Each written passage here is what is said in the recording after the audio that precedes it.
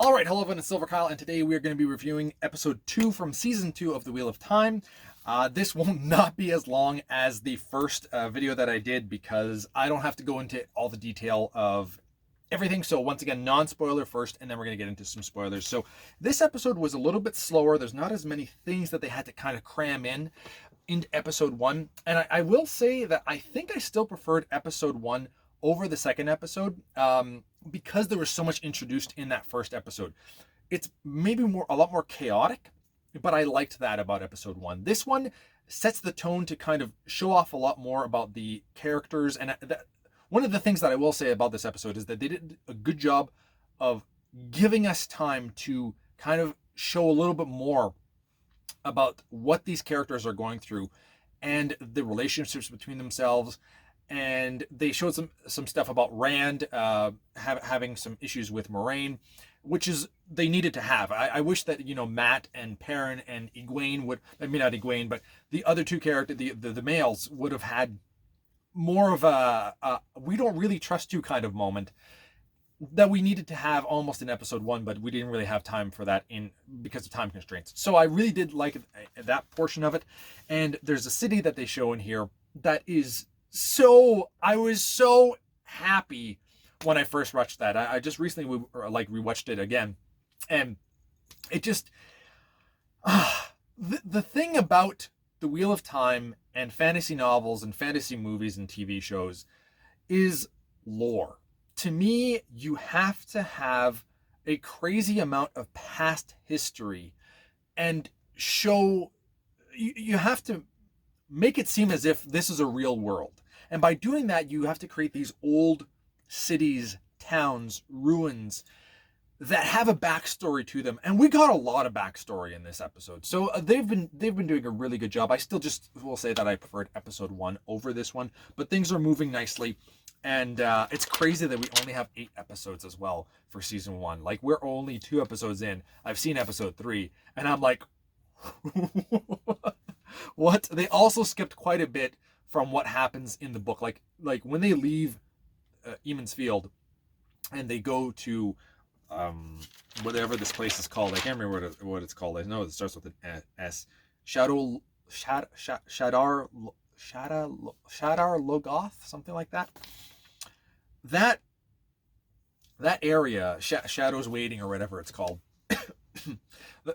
They're supposed to go to a different city before that, and that's where you see the Children of the Light, the White Cloaks, where you kind of get a little bit of an introduction to them there instead of what they did. So and you meet like a pretty big character in that city as well. So I'm still hoping that character is definitely in here. She has to be in this show. They cannot. Maybe you don't need her for necessarily season 1. I mean, you could introduce her later on perhaps, but you need that character in this show. If not, I'm going to be. This is weird.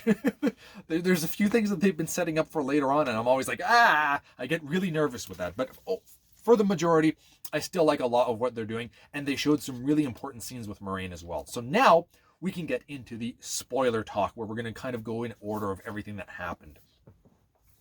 So, all right, so now we can get into the spoiler talk of this episode. So we're going to kind of go through things as they kind of happened. And we start off with the White Cloaks. And this scene, while it doesn't happen in the books, I still really enjoyed because it set up what the White Cloaks are about and how evil and villainous and disgusting this leader is.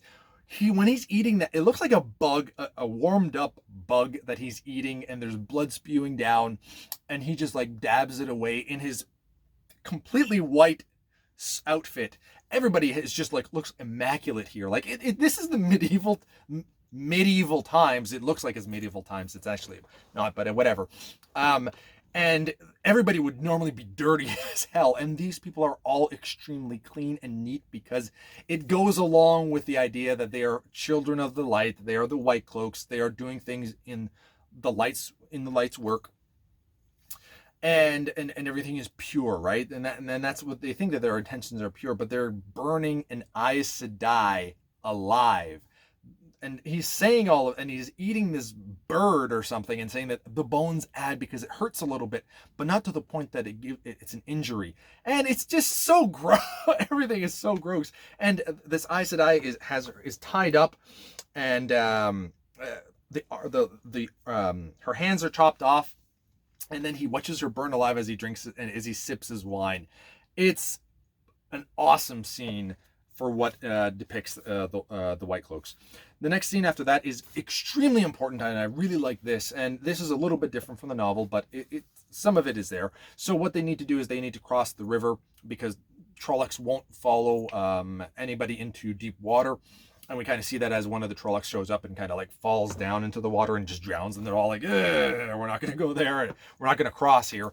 And what happens is the ferryman wants to go back because his family's there. And what's crazy is that this scene, I don't know. I think that he should have gone downriver or something like that so that he can kind of, I mean, that wouldn't be necessarily effective. Well, you should have had something so the Trollocs should not have been there. And what should have happened would have been more impactful because he says, I need to go back to save my family. Like my son's still on the other side. And that makes sense. And this really added to the scene, but the Trollocs shouldn't have been there. Because what happens in the novel is that she just, like, all of a sudden there's a whirlpool and they're like, oh, that's really weird. And it sucks up the ferry. And they're like, oh, the ferry's gone. Here's some extra gold for your worries. And the Trollocs aren't there. So that worked really well in the book. Now in this, she's like specifically, yeah, I'm just gonna destroy the boat now because I have to, because the Trollocs we can literally see them. They're like a few hundred feet away. And he's like, nah, I still got to go back and save. So I don't know what this guy would, like, either way he was going to commit suicide. He was going to go on really, the guy would not have crossed. I understand that he wanted to save his son, but he would have been like, oh, I'm going to wait a little bit. Don't destroy my ferry. Something like that. I think it would have just made so much more sense if they were away. They couldn't see the Trollocs. The Trollocs weren't there yet. He says, I'm going to go back. And then Moiraine would be like, okay, whirlpool. The guy jumps in anyway and she ends up killing him. And I really like that scene because it shows that she will go to any length to keep them safe. Because obviously with the Trollocs right there, he was going to die anyway. But if the Trollocs weren't there, I think it would have been even more impactful to have that moment where she, destroyed it with the whirlpool and he jumped in anyway and she ended up having to kill him. And the Trollocs technically weren't there yet. That to me would have been way more impactful, but it still kind of worked. That was probably my favorite scene it was one of my favorite scenes. Then we get a little bit of where they get a chance to kind of set up camp and they go to bed. Also, I just love scenes when they're outside and they're getting ready to go to bed and you see where they're because when I'm reading that, it's a mood, right? Like it's night time, you're outside, you have to do with, I like camping, I like campfires and all that kind of stuff. There's just, it's a different atmosphere. I really like that. So I really enjoyed that. And then what it was is that Moiraine wakes up Egwene and explains that she potentially has can touch the source and become an Aes Sedai. They do this thing where they're lighting up like a little gem, which is probably potentially something a little bit more. But Egwene is able to light it up herself, so she can touch the one power, which is really cool. And they also explain the oaths as well, which I thought was very important because Aes Sedai technically can't. There's specific. She's like, okay, it's not that we can't lie, but it's a specific sentence, and I can't remember what it is, but they can't say something that is not true or something like that. Like, it's not necessarily that they can't lie, but because they can kind of weave around with that. They can play with words to make it suit themselves, so that as long as they don't say that something that isn't true, they're okay. And it's bound by the one source as well, and they can't use the power, and they can't create weapons and all that kind of stuff. There's 3 oaths. That's very important. We also see that they have dreams, and Rand ends up having a dream where there's a bat and there's this character that shows up like out of smoke and he has red eyes. Also, the CGI on that looked absolutely horrible. That's another part that, like, after the rocks, this was the second worst one, and I think that really needed to look creepy as hell, and it kind of did, but because the CGI wasn't up to par, it kind of fell flat, which is really too bad because that scene should have been freaking awesome. But then we all hear that they've all had this dream, that there was bats there and all that kind of stuff. And that's important because dreams I cannot stand in any movie or TV show, because people have dreams and it comes up to nothing. Sometimes it's, to allude to something. And I usually don't care about that a lot. I know that that's really weird for somebody that likes books, but I don't like foreshadowing. Not true. I don't like it when it's in dreams. Dreams to me are the most pointless thing in any kind of story. However, Inception, a movie, they did it excellent. They did it perfectly. And because it's the whole point of it is that you're going into dreams and then you can do things in dreams. And same thing in the Wheel of Time. You can it's like another reality in this world. So, and things that can happen in the dream can also happen in real life. So there's a little bit more there that I'm okay with.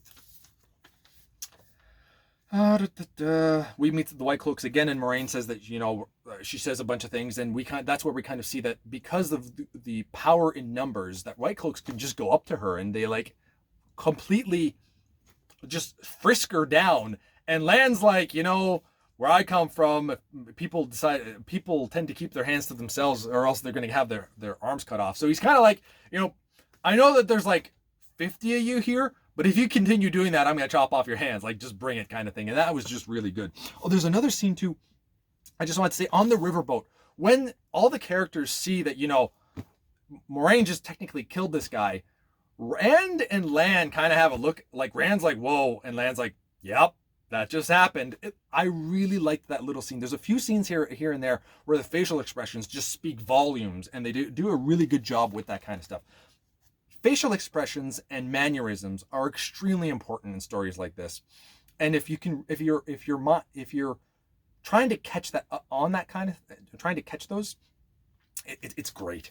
White Cloaks, yeah. So then, and then obviously, we also say when he asks her, "Where did you get that wound?" She's like, her face at the same time when Moraine's talking to the White Cloak, and she's like, "Oh crap, how do I say this? You wouldn't believe me if I told you there was a Trolloc." And then she explains everything, and it's what actually happened. But she's like, "How am I going to get out of this one without lying?" And it was just, her face was spot on. Great job right there. And it also shows that she was still able to get away with saying stuff that actually were true. Well done. After that, we have Matt, that basically they're just kind of like going along on their horses. Matt decides to break into a song to kind of change things up. And the way that Matt's character is just really well done so far in the first two episodes. They've really done a good job of portraying his character and fleshing him out. Adding things that, weren't necessarily in the books, but work really well for his character. And sometimes some of the things he says are just hilarious too, which is also very true in the books. But he ends up going into a song that's about Minas Tirith, which is the technically where technically the two rivers folk, the Eamon Fielders, their ancestors are the Minas Tirith, and that's an old people. Then and Moiraine goes into and explains the history of that.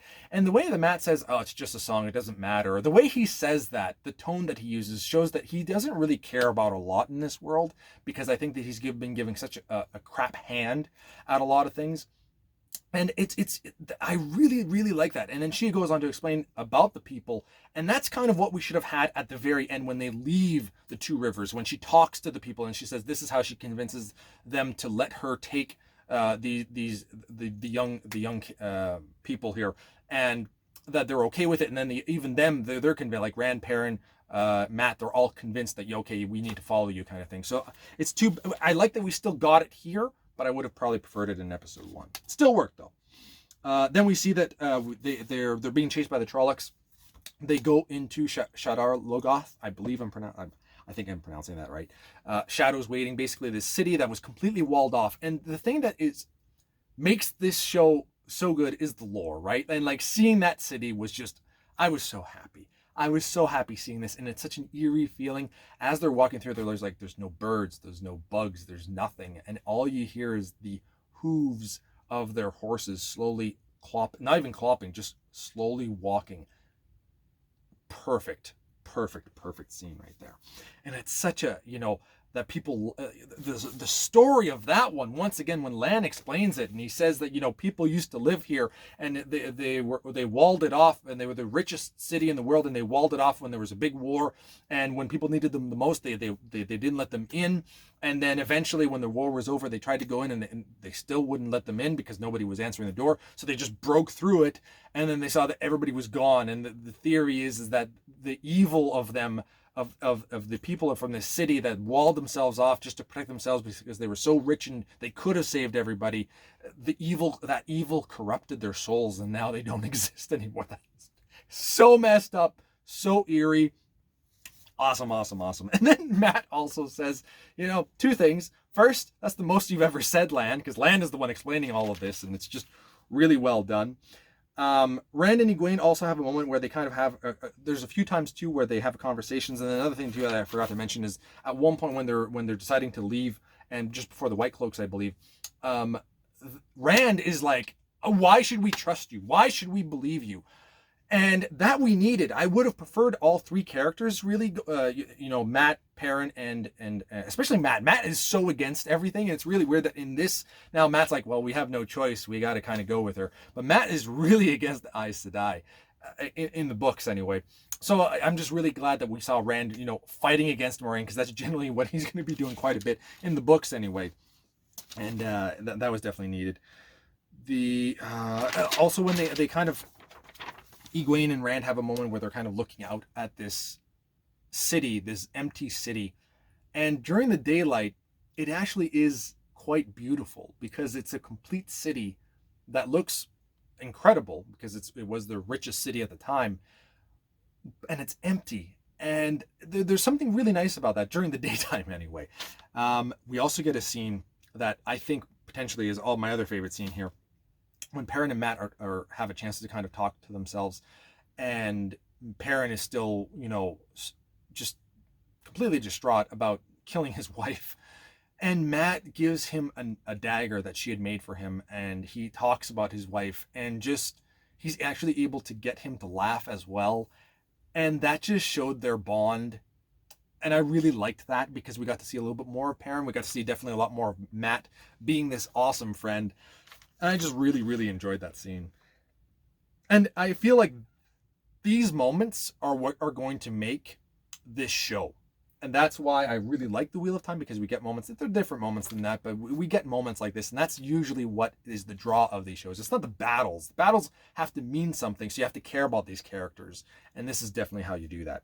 And then what happens is that Matt at one point finds another dagger, and Lan says, don't take anything. And Matt takes something, and then there's like these weird noises and stuff. And then as he comes back, there's all of a sudden like this shadowy stuff kind of going around the world, and the horses are bucking and going crazy, and it latches on to one of the horses, and the horse just evaporates. And then they all have to leave, and then they all get into different groups, because now Moiraine and Lan are together. They escape in one area. Egwene and Perrin leave together, and Matt and Rand leave together. And then on the outside, they all leave the city in their own ways. And then we end up getting a dagger goes to Lan's throat, and it's Nynaeve saying that you need to bring me to those people or I will kill you right here.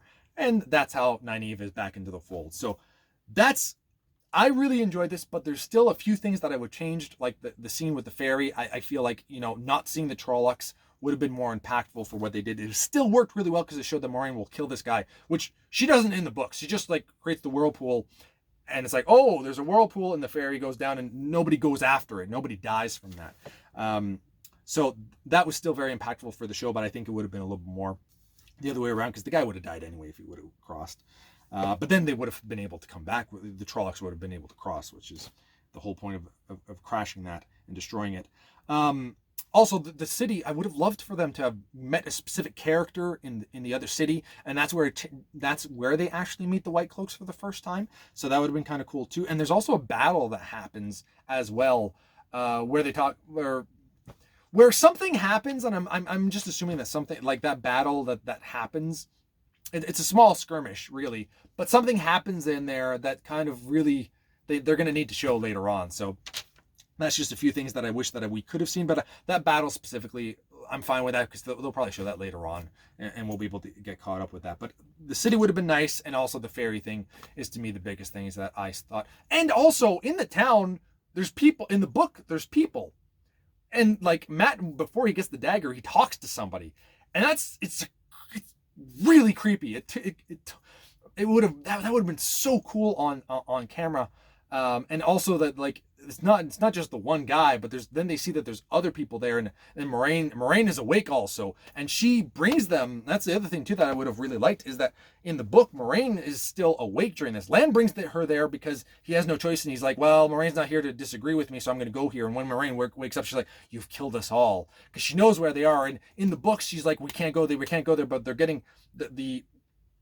Trollocs are everywhere, right? So they say, okay, well, we have no choice. We have to go there. And that Moraine is the one that chooses to go there. So that worked. I think that would have worked better, and just having them surrounded. The other thing, too, in the book that is really nice is that Rand at one point hears a horn, and he's like, that's about 10 miles away. And then like, okay, we got to keep moving. It's nice to show that Rand, even though he's just like a shepherder, still has some instincts that are very valuable to them, because probably of his father, right? His father, Tam, has probably showed him all this. That's just really something that I wish that we could have seen happen, and it would have taken an extra 10 seconds, but I still feel that moment is important to show that these characters, even though they are just common folk, have something to offer as well. And we'll slowly start seeing that, but it's just something that I just wanted to throw out there. And that's it. Really good episode. I still think that there is a few things that they could have added. And I generally did think I liked episode 1 more, but I can't wait to talk about episode 3 soon after this. So thank you all for watching. You've been bearded in Beardage.